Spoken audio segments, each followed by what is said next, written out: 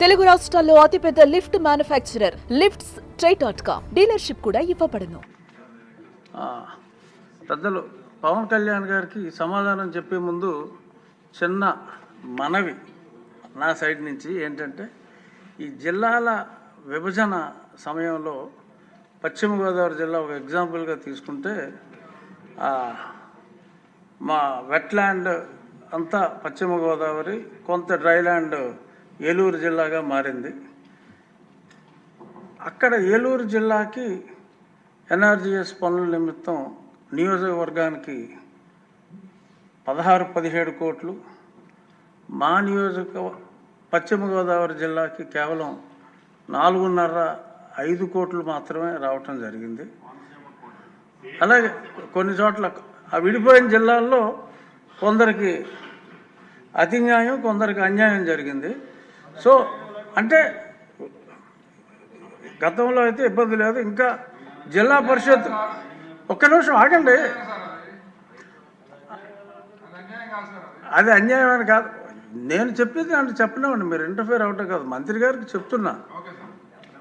So ఇక్కడ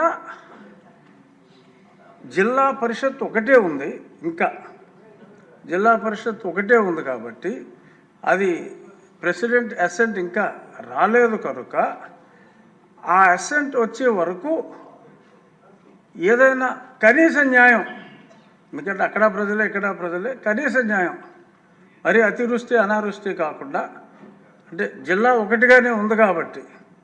ఇప్పుడు dry జిల్లా వాళ్ళు ఇప్పుడు ఇదిగో ఇలా మాట్లాడే వాళ్ళు మాట్లాడుతున్నారు, అది ఒక అభ్యర్థన.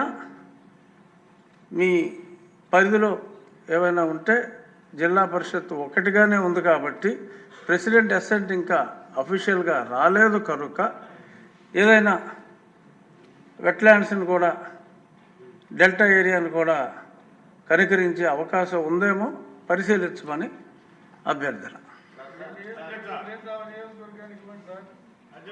ఏది మీరంతా డ్రైల్యాండ్ వాళ్ళు, మీరు అబ్జెక్ట్ చేస్తారు.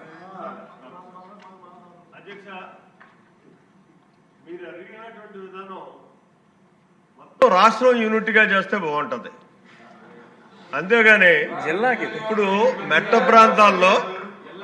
ప్రాంతాల్లో ఎక్కువ మ్యాండేట్స్ వస్తాయి కాబట్టి ఆ మ్యాండేట్స్ని బట్టి మాకు ఎక్కువ గ్రాంట్ వచ్చేటటువంటి పరిస్థితులు ఉంటాయి. ఇక్కడ పల్ల ప్రాంతాల్లో మ్యాండేట్స్ తక్కువ ఉంటాయి కాబట్టి అక్కడ వర్క్ కాంపౌండ్ తగ్గుతుంది, పనులు ఎక్కువ ఉంటాయి. ఇది అలా కాకుండా మొత్తం టోటల్గా రాష్ట్రాన్ని ఒక యూనిట్ చేయమనండి, యూనిట్ చేసి అన్నిటికీ సమానంగా ఇవ్వమనండి, అది బాగుంటుందేమో ఒకసారి ఆలోచించండి. రాష్ట్రాన్ని సరే, ఇది ఏం చేయాలో మంత్రి గారికి వదిలేద్దాం.